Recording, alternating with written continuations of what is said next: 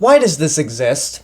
More importantly, why does it exist in 2018? And on top of all that, how is it that the ripoff was better than the actual thing? How?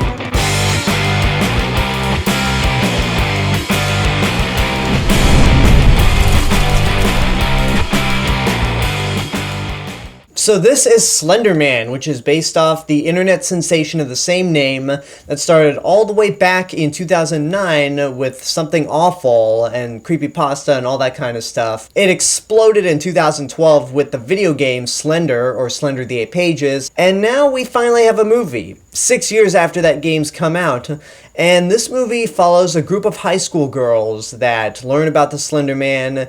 They try to test the myth out, but all of a sudden, some of them start to disappear, and as the others try to find this missing girl, they slowly start to lose their sanity and become victim to the Slender Man. So I have talked about Slender Man quite a lot on this channel. I mentioned how my first introduction to the Slender Man was through the video game Slender the 8 Pages, where my dorm mates were playing it a lot. I started to jump in, and it just made things even more creepy because at the time I was going to college at UC Santa Cruz, which is in the middle of a forest where that game is set. But I actually had no idea the Slender Man started way back in 2009. I mean, I knew how it was created, and the video game itself was not original. It was based off the character of Slender Man and the entire mythology built around him, but I didn't know it started all the way in 2009, so I guess it was with Slender the 8 Pages where the popularity really started to grow, especially considering all the reaction videos to people getting scared of playing Slender. But yeah, I've talked about my history of Slender Man. I did a Let's Play of Slender the Arrival, which the game sucks, but I did a Let's Play of it nonetheless. So with this movie, Slender Man, my biggest worry was that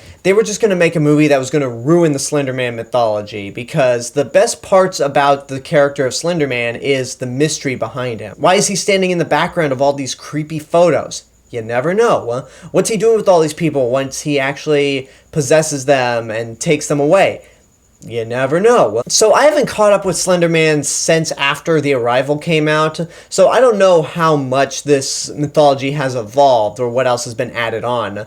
But my biggest worry with the movie is that they were just going to introduce so much that it just would ruin the mystery of Slender Man. We would just no longer be scared of him. Which, to be honest, after Slender the Arrival came out, that's when the popularity really started to fade. I mean, it came back up with those murders in Wisconsin in 2014, but that was in a very negative light. So people have just kind of disregarded the Slender Man as time went on. To the point where you have to ask, why does this movie exist now? Why is it coming out in 2018, years after people have stopped caring about the Slender Man? It's not scary anymore. I love Slender Man. I'm so fascinated with the mythology behind him. I love Slender the 8 Pages.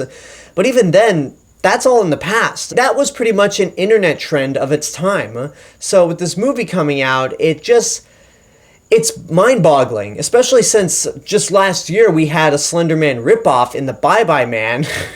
I'm sorry, I can't say that name without smirking. It is just too funny. But anyway, the Bye Bye Man just kind of ruined everything, because it was pretty much a ripoff of Slender Man, where if you think about it too much, it's going to manifest and take you over or kill you.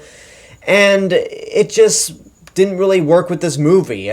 The best way I could describe Slender Man is, I'm never angry at it, but it's just kind of nothing. There is really nothing that goes on in this movie. It's just a series of events and creepy images that are ripped off from other horror movies. And it just so happens that all of this is just blended together in disguise as a movie. And even the stuff that's ripping off from other horror movies are things from horror movies that came out 20 or 30 years ago. If you've seen the trailer, you see a lot of similarities to The Ring. There's one shot in the trailer where you see a girl with her long hair getting cut, sort of like the girl in The Ring. And it just doesn't amount to anything, because throughout a lot of this movie, the Slender Man doesn't even pop up.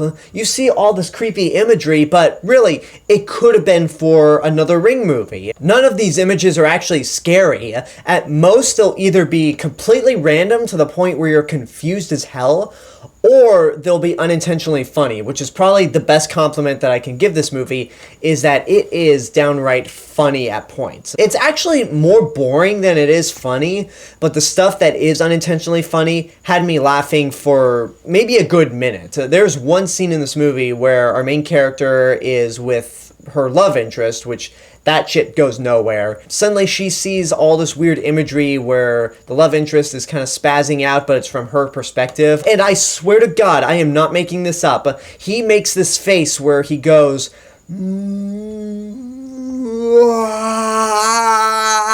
and I could not stop laughing. There were people sitting in the same theater that were laughing as well, but I was just laughing for a full minute because I couldn't believe what I saw, and they thought they were trying to scare people with that. It's like, no, if anything, you just made us laugh at it. And when you make a straight-up horror movie, not a horror comedy, but a straight-up horror movie where you end up laughing more than you are frightened, yeah, that's not a good sign at all. And then the characters are your stereotypical teenage girls that try to do something stupid and test the myth out, but it's all within the parameters of a PG-13 rating. There's no sex, there's no drugs, no nudity.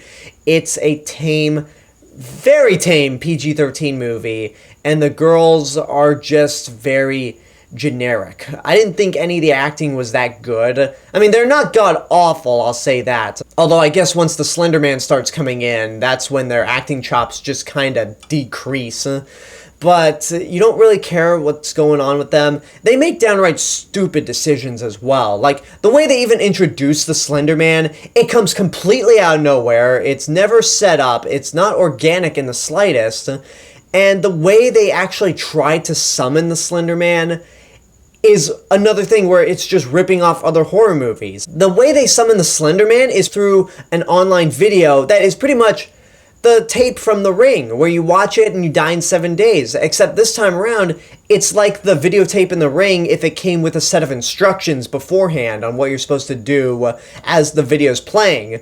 And you're just like, wow, you guys couldn't have had one original thought in your mind on how to summon the Slender Man? And then another stupid thing in the movie that really had me laughing hard was there's a point in the movie where the characters go out in the forest and they're wearing blindfolds so they don't try to look at the Slender Man. One of the girls says, "Don't take off your blindfolds, whatever you do." And the very next shot is one of the friends lifting up the blindfold and seeing the Slender Man. What did your friend just fucking say? Don't lift your blindfolds because the Slender Man's out there, and if you see him, he's gonna start messing with your mind. Never mind.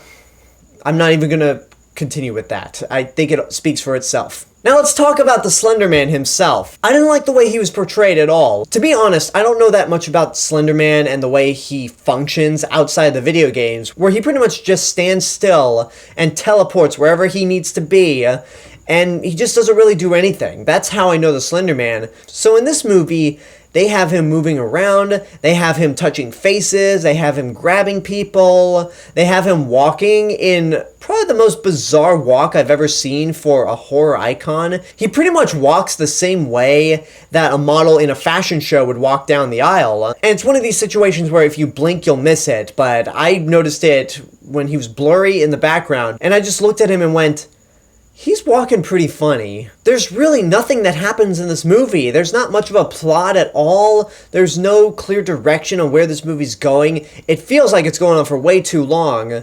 And then the last bit of the movie, like maybe the last 5 minutes, is just one of these things that's so insane that I just couldn't believe what I was seeing. There's a moment where they take Slender Man's tentacles, you know, the ones that grow out of his back, and they pretty much turn into the arms that Dr. Octopus has from Spider-Man. And I just sat there going, okay, are you guys just making up Slender Man's powers as you go along? I don't remember this from the mythology. I don't remember any of this from the video game. So what are you guys doing? What is your goal with this movie? So I'm just going to downright say, don't waste your money on this. There is absolutely no reason for you to see Slender Man, especially considering that it's ripping off far better horror movies. But I will give this movie two things.